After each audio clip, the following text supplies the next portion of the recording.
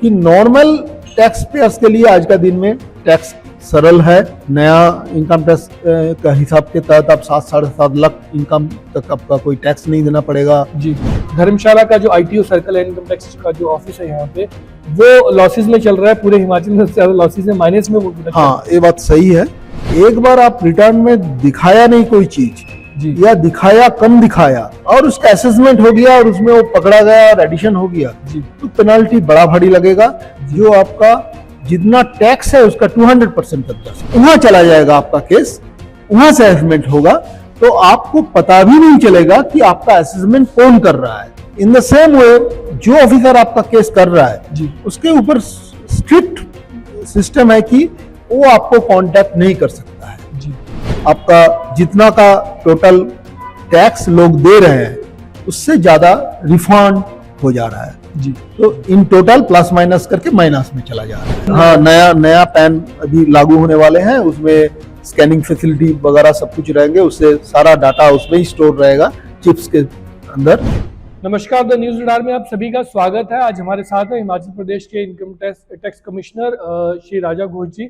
और income tax को लेकर बहुत सारी भ्रांतियां हम लोगों के मन में रहती हैं। कई लोग ये सोचते हैं कि हम लोग जो है वो इनकम टैक्स में रिफंड ज़्यादा शो कर देंगे, इनकम कुछ दिखाएंगे, होती कुछ और है। और कई बार ये इंप्रेशन रखते हैं जिन लोगों के केसेस लगे होते हैं, उनको ये लगता है कि स्थानीय अधिकारी कोई जो है वो उसमें मदद कर देगा। तो हम राजा घोष जी से आज यही जानेंगे कि इनकम टैक्स डिपार्टमेंट काम कैसे करता है, क्या ऐसी नई टेक्नोलॉजीज इनकम टैक्स डिपार्टमेंट ला रहा है जिससे आपके जो खर्चे हैं, जो इनकम है, उसका हिसाब डिपार्टमेंट के पास पहले से रहता है, और जो स्थानीय अधिकारी होते हैं उनका कितना रोल रहता है हमारी असेसमेंट में। सर, आपका बहुत बहुत स्वागत है। धन्यवाद। सर, बढ़ती टेक्नोलॉजी के साथ अब इनकम टैक्स डिपार्टमेंट ऐसी कौन सी नई टेक्नोलॉजीज ला रहा है जिससे एक मॉनिटरिंग रहती है, आपके चेक्स एंड बैलेंसेस रहते हैं खर्चों पे और आपकी इनकम पे? देखिए, हमारे डिपार्टमेंट का ही एक पार्ट है, उनका काम ही है कि डिफरेंट खर्चे, जो मान लीजिए आप कोई लैंड रजिस्ट्रेशन कर रहे हो, जमीन खरीद रहे हो, बिल्डिंग खरीद रहे हो, फ्लैट खरीद रहे हो, ऐसे टाइप का खर्चे हैं, या कोई म्यूचुअल फंड में इन्वेस्ट कर रहे हैं, शेयर में इन्वेस्ट कर रहे हैं, फिक्स्ड डिपॉजिट में कोई एक अमाउंट, सबके लिए अलग अलग कट ऑफ अमाउंट है। लेकिन उससे बाहर जो भी आप खर्चे करेंगे, जो कहीं ना कहीं गवर्नमेंट का कोई भी संस्था के थ्रू से जा रहा है, कहीं रजिस्ट्रेशन ऑफिस हो गया, कहीं अपना बैंक हो गया, कभी शेयर्स एंड म्यूचुअल फंड्स का पार्ट आ गया, तो उसका सारा डिटेल्स हमारा डिपार्टमेंट में इकट्ठा हो जाता है। उस डिपार्टमेंट को भी अपना एक एनुअल इंफॉर्मेशन रिटर्न भरना पड़ता है, तो वहाँ से वो सारा आ जाते हैं। हमारे डिपार्टमेंट का पास अपना खुद का प्रॉपर बड़ा मॉडर्न मैकेनिज्म है, प्रोसेस है, जो काफ़ी खर्चे से बनाया गए हैं, और उसमें से सारा डाटा इकट्ठा करके उसका क्रॉस चेकिंग करना आज के दिन में आसान हो गया है। आज का दिन में आप एक तरफ खर्चा बड़ा कर रहे हो और एक तरफ इनकम बड़ा ही कम शो कर रहे हो या रिटर्न ही नहीं दे रहे हो, तो ये मिसमैच आराम से सामने आ जाता है। और ऐसा केसेस को ही आज का दिन में स्क्रूटिनी, जिसका मतलब हमारा डिटेल्स चेकिंग किया जाता है, उसमें लाया जाता है। तो ये ऑटोमेटिकली वो सिलेक्ट हो जाएगा। आज का दिन में ये पूरा डाटा बेस्ड है जी। आपको पर्सनल कोई परेशान नहीं किया जाएगा, ना कोई डायरेक्ट क्वेश्चन होंगे, आपका घर में घुस के आपका बिजनेस में जाके देखने का जरूरत नहीं है। आपका खर्चे का हिसाब डिफरेंट जगह से आके इकट्ठा होगा और वो आपका आय का स्रोत के साथ मिलाया जाएगा जब, और उसमें मिसमैच दिखा जाएगा कुछ क्राइटेरिया के बल पे।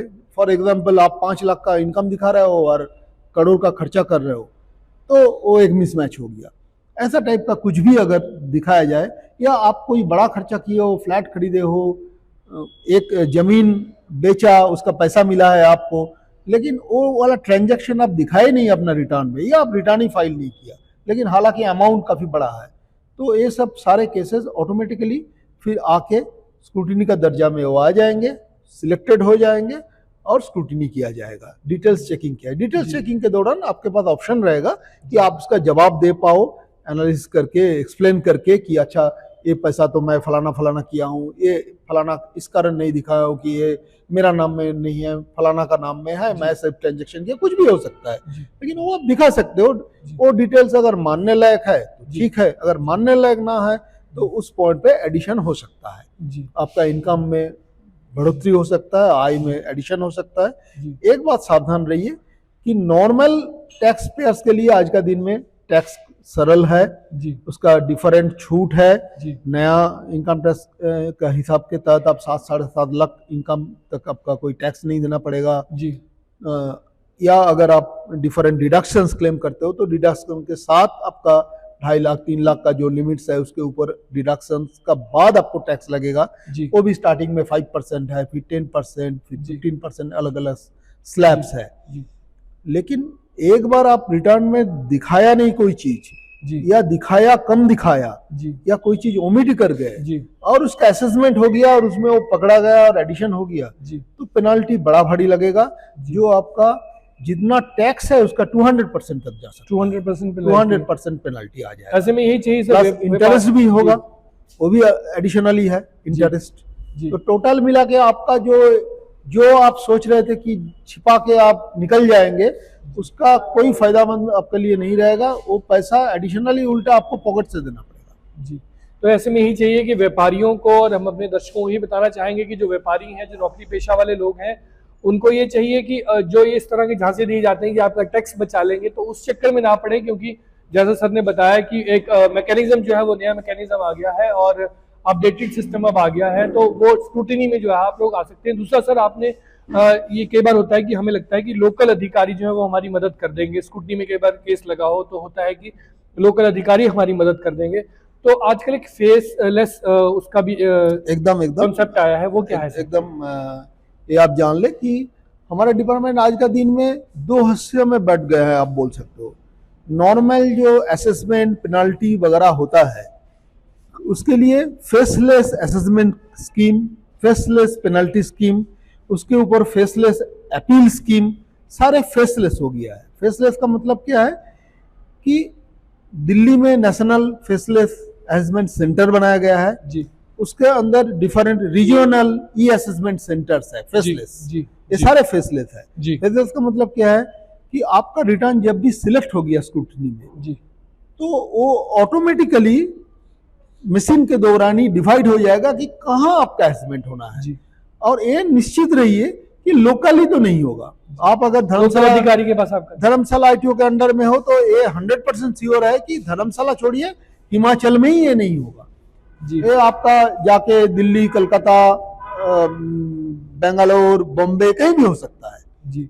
वहां चला जाएगा आपका केस, वहां से असेसमेंट होगा, तो आपको पता भी नहीं चलेगा कि आपका असेसमेंट कौन कर रहा है जी। जो भी कॉरेस्पॉन्डेंस आप करेंगे, आप कुछ सबमिशन दे रहे हो जो हाउसिंग ऑफिसर के पास जाएगा, हाउसिंग ऑफिसर आपको कोई नोटिस भेज रहा है कि ये फलाना फलाना चीज दो या फलाना का कॉम्प्लायंस करो या ये डिटेल्स दो, वो सारा through the national faceless assessment centre Delhi जाएगा जी, जाएगा आएगा जी। तो आपका चिट्ठी में साइन या नीचे डेजिग्नेशन दिल्ली वाले का होगा जी। एक्चुअली कौन कर रहा है वो आपको पता नहीं चलेगा जी। इन द सेम वे जो ऑफिसर आपका केस कर रहा है जी, उसके ऊपर स्ट्रिक्ट सिस्टम है कि वो आपको कांटेक्ट नहीं कर सकता है जी।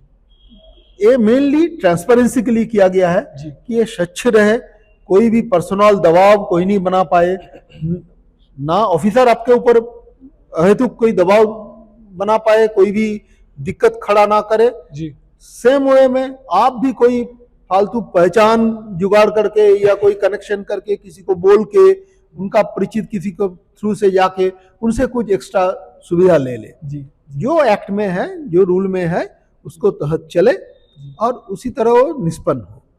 वंस ये असेसमेंट आपका हो गया, पेनल्टी हो गया, जो भी या अपील होना है, जो भी हो गया, एक बार वो खत्म हो गया, उसके बाद वो डिटेल्स आपका लोकल ऑफिस में आ जाएगा। उसमें अगर डिमांड हुआ है तो डिमांड कलेक्शन का दायित्व लोकल वाले के रहेंगे। ये जो लोकल मैं बोल रहा हूँ फेसलेस के बाहर जो पार्ट है उसको जुरिस्डिक्शनल बोला जाता है। जुरिस्डिक्शनल तो जुरिस्डिक्शनल हाउसिंग ऑफिसर्स हैं ये लोग, शॉर्ट में हम जाओ बोलते हैं, जे, और इनको बोलते हैं फाओ, फेसलेस असेसमेंट ऑफिसर्स। तो जाओ के पास फिर आ जाएगा मैं ये जाव का ही पार्ट हूँ। हमारे सेटअप ऐसे हैं कि हमारे principal commissioner income tax Chandigarh Chandigarh में बैठते हैं। इनके अंडर में 2 रेंज है। चंडीगढ़ वाला रेंज एक है, रेंज चंडीगढ़, और एक है रेंज शिमला। रेंज शिमला के एडिशनल कमिश्नर होते हुए मैं शिमला में बैठता हूँ।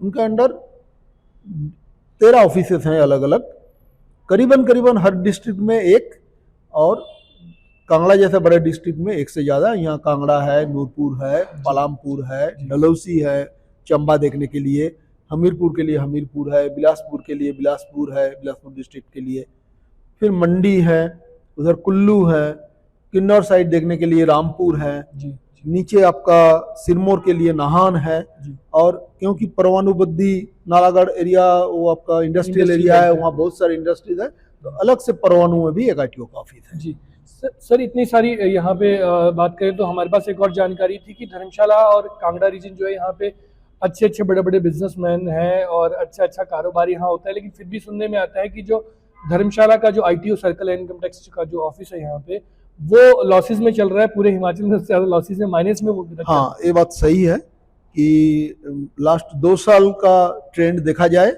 और इस साल का भी सेम ही ट्रेंड है। अभी तक जो हाल है कि उनका टोटल इनकम जो कलेक्शन जो है डिपार्टमेंट का, इनकम टैक्स ऑफिस धर्मशाला से जहाँ ITO बैठते हैं जी, वो नेगेटिव में जा रहा है जी, और वो भी करीबन 29 करोड़ अराउंड, ऐसा मतलब 20 से 30-35 करोड़ का अंदर जा रहा है नेगेटिव में जी कलेक्शन।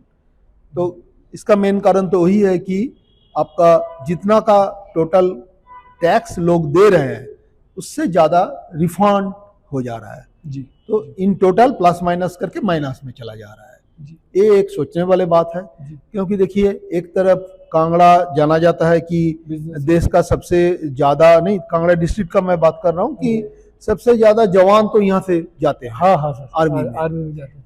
तो आर्मी वाले हैं, डिफरेंट बैटलियंस, पुलिस बैटलियंस है धर्मशाला में क्योंकि डिविजनल सेंटर है, कांगड़ा सबसे बड़ा डिस्ट्रिक्ट है, डिस्ट्रिक्ट हेडक्वार्टर है, तो एम्प्लॉयज भी बहुत हैं, सारे गवर्नमेंट सेटअप पूरा है, शीतकालीन विधानसभा भी यहाँ बैठते हैं, उनका भी सेटअप है।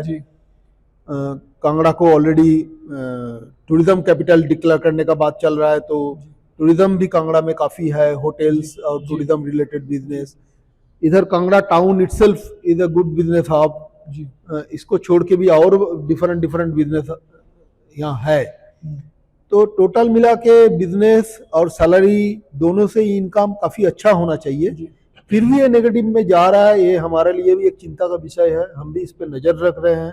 हम ऐसे आउटरीच प्रोग्राम्स डिफरेंट जगह में कर रहे हैं, जहां हम सबको यही संदेश पहुंचाना चाहते हैं कि भाई जो अपना इनकम सही है वो दिखाओ।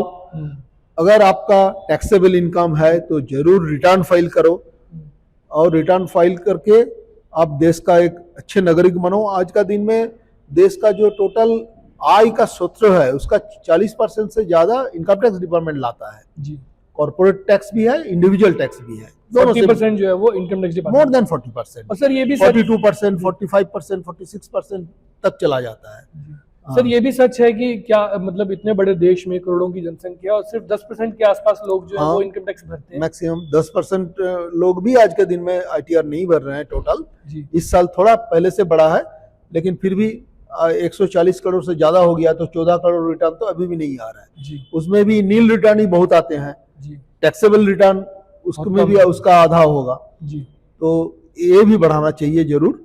और लोगों को एक कहना है कि भाई इनकम टैक्स का रिटर्न भरना सिर्फ अपना इनकम दिखाने के लिए भी नहीं है। आज का दिन में इनकम टैक्स का पैन एक अपना महत्वपूर्ण परिचय है जी। आप कहीं भी लोन लेने जाओ, कुछ भी आपका पैन कार्ड चाहिए। तो पैन भी नया आ रहा है। हाँ, नया पैन अभी लागू होने वाले हैं, उसमें स्कैनिंग फैसिलिटी वगैरह सब कुछ रहेंगे, उससे सारा डाटा उसमें ही स्टोर रहेगा चिप्स के अंदर जी। तो नया पैन भी इशू होने जा रहा है, पुराना वाला को रिप्लेस कर देंगे जी। और ITR का कॉपी 3 साल ना देने से आपका बैंक लोन भी कहीं नहीं मिलेगा जी। तो इसका भी बात है कि आपका बिजनेस क्षेत्र हो या कहीं कोई सैलरी एम्प्लॉय भी, उनको बच्चे के लिए भी एजुकेशन लोन लेना हो या कुछ करना हो, तो ITR का जरूरत पड़ता है। जी तो जिनका टैक्सेबल इनकम होता है, जिनका टैक्सेबल इनकम है नहीं उनको मैं नहीं बोलूंगा, जी लेकिन जिनका टैक्सेबल इनकम है, जो आईटीआर के दायरे में आते हैं, उनको आईटीआर भरना चाहिए।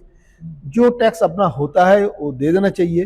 किसी की भड़काव में आके गलत कोई क्लेम कर लिया, जी वो खर्चे का हो, वो कोई डिडक्शन वाले क्लेम हो, कोई हमारे डिफरेंट डिडक्शंस है, 80U है, 80D है, मेडिकल के लिए खर्चा कर रहे हो आप, प्रतिबंधी अपना कोई रिलेटिव के लिए खर्चा कर रहे हो, फादर मदर के देखभाल के लिए खर्चा कर रहे हो, उनका मेडिकल के ऊपर खर्चा कर रहे हो, डिफरेंट है। या आप दिखा रहे हो रेंट दे रहे हो आप, उसके खर्चा आप क्लेम कर रहे हो, कुछ एग्जाम्पशन ले रहे हो। 80G में हमारा एग्जाम्पशन होता है, आप किसी को डोनेट करो तो कहीं 100%, कहीं 50% डोनेशन। हमारे पास ऐसा केस भी मिला है कि जिसमें क्लेम ही फॉल्स है। कोई बंदा संस्था ऐसा बनाया है जिन्होंने आपको बोल रहा है कि भाई आपको 80G का सर्टिफिकेट दे देंगे, आप मुझे 10 लाख रुपए दे दो, फिर उसमें से 1 लाख मैं ले लूंगा, 9 लाख आपको कैश में वापस कर। ये बहुत चलता है। तो ये सब ट्रैप में कोई हमारे जो सही करदाता है, देश का सहयोग करने वाले हैं, वो ना पड़े, फॉल्स डिडक्शन क्लेम ना करे, कोई फालतू का छूट या फालतू का क्लेम ना करे, जो एक्चुअल है उसी में रहे, क्योंकि आज ना काल सामने आ जाएगा। और एक बार आ जाए, क्योंकि ये नेटवर्क आज के दिन में हमारे बड़े सॉलिड है, उसका पूरा चेकअप किया जाता है, डिटेल सारा जगह से इंफॉर्मेशन आ रहा है, सारे संस्थाएं अपना रिटर्न जब भर रहा है, वो डाटा, आप लोग का सारा डाटा एक इकट्ठा हो जा रहा है, उसको एनालिसिस किया जा रहा है प्रॉपर्ली, और उससे अगर निकल आए तो जो मैं ऑलरेडी बताया हूं कि पेनल्टी लग सकता है, जो आपका आय का टैक्स के ऊपर 200% हो सकता है जी। इसके बाद प्रोसिक्यूशन हो सकता है, जिसके कारण आपका जेल भी जा सकता है। तो एक बार में ही आपका बेकार बदनाम और आर्थिक लॉस ये सब आ सकता है। मेंटल टेंशन तो अलग बात है जी। तो ये जरूर रखिए कि आज का दिन में हम किसी को अलग से इंक्लूड नहीं कर रहे हैं, उनका घर में घुस नहीं जा रहा है, उनका ऑफिस में नहीं पहुंच जा रहा है, उनका दुकान में जाके चेक करना, वो हम अवॉइड कर रहे हैं जितना हो सके। हमें विश्वास है अपने करदाताओं के ऊपर कि वो अपना ठीक ठाक दिखाएगा, लेकिन जहां नहीं हो रहा है, ये ध्यान में रखे आयकर दाता या जो भी इनकम करने वाला कि the department is watching and gathering information. वो डाटा कोलेक्ट करके अगर वो निकल जाता है तो वो फंसने वाले हैं। तो वो ये ट्रैप किसी ने भी उनको किसी का बहका में आके उस ट्रैप में अपना रिटर्न फाइल ना करें, पैर ना दे। इनकम है तो अपना रिटर्न फाइल करे, टैक्सेबल है तो टैक्स दे, डिडक्शन या कोई खर्चे फालतू क्लेम ना करे, कोई एग्जाम्पशन फालतू क्लेम ना करे, स्वच्छ रहे और स्वच्छ भारत निर्माण में गवर्नमेंट का सहयोगिता करे। जी, आपने हमें समय दिया सर, बहुत बहुत शुक्रिया। Many thanks.